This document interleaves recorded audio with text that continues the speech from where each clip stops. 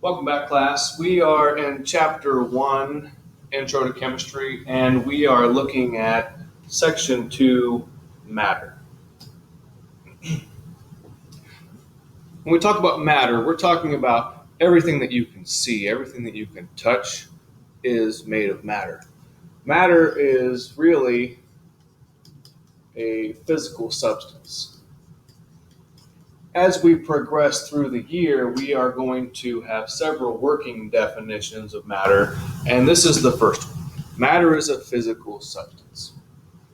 Here's a way to know if something is matter with our working definition. That would be anything that has mass and takes up space. So, two pieces to this definition: anything that has mass and anything that takes up space.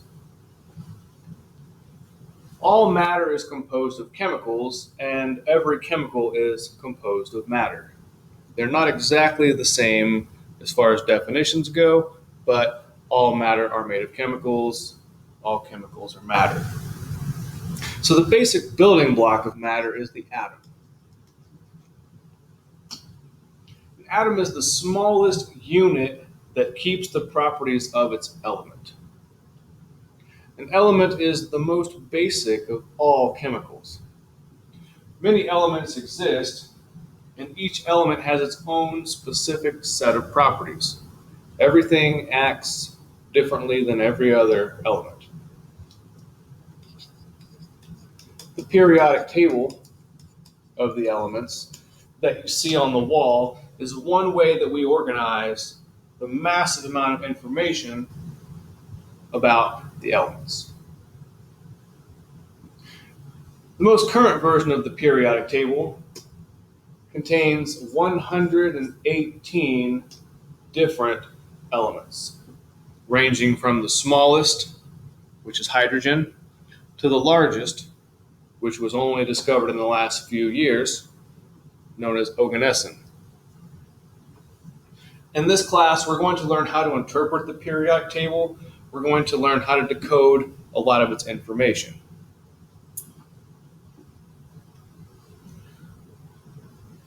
So an atom is composed of even smaller particles, generically called subatomic particles. The subatomic particles that make up an atom are protons, neutrons, and electrons. So far, a lot of this is going to be seeming like review from 8th grade, and that's good. We will very quickly get past your 8th grade chemistry knowledge. So by themselves, these particles, the protons, neutrons, and electrons, do not maintain the properties of a substance. If I had a carbon atom and I pulled one of its protons, it would no longer act like carbon. If I took that carbon atom and pulled away one of its electrons, that electron would not act like carbon. Same with its neutron. They have to be put together to make the properties of the substance. These three types of particles are responsible for the properties of the atoms they compose, and they determine the chemical properties of the element.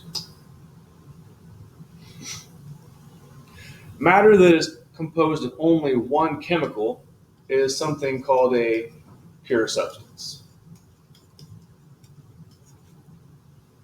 The oxygen that your body uses for cellular respiration is a pure substance.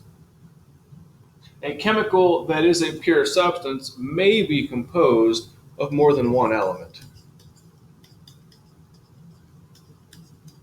For instance, your body is more than 50% water.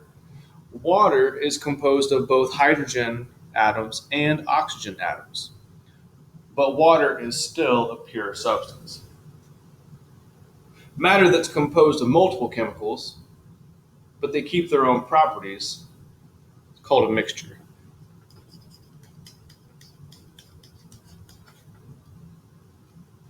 A mixture is something like where we put salts into water. That's a type of a mixture. You have the water, it still behaves like water. And you have the salt, which still tastes like salt. So chemically, you still have these two different substances. So they have their own properties, and that is a mixture. Of these, there are two types.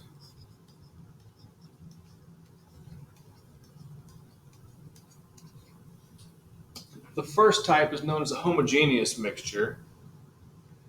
A homogeneous mixture has the same composition throughout. If you know much about your English prefixes, this prefix at the beginning of homogeneous means the same.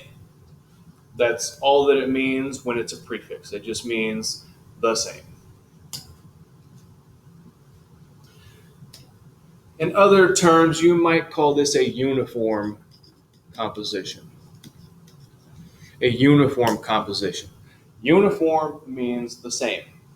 If you have a job and you have a uniform, it's because your employer wants every employee to look the same. If you work at Domino's, every one of you should have a blue shirt and a black hat.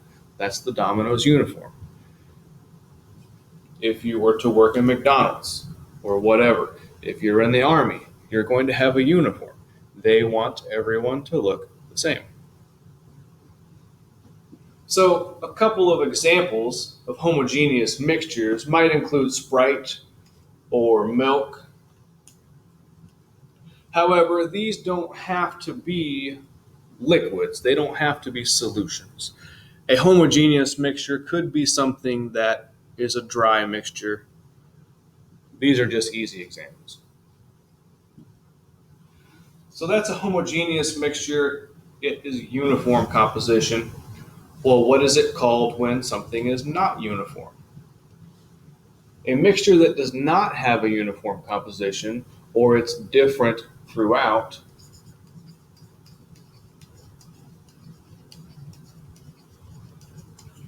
is known as a heterogeneous mixture.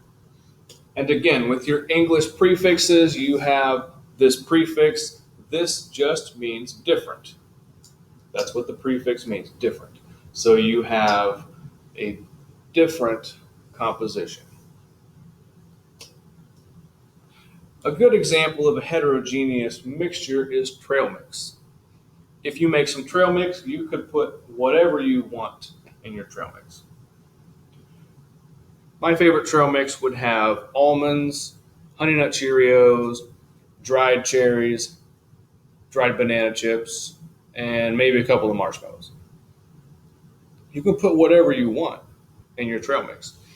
But here's the thing about it. When I take one handful of trail mix, I might have 3 almonds, 2 marshmallows, 5 Cheerios, and 1 cherry. And then I grab another handful, and it's got 3 cherries, 1 Cheerio, 5 almonds, and they're different. So every handful, every sample of this mixture has the potential to be different. So those are your two types of mixtures.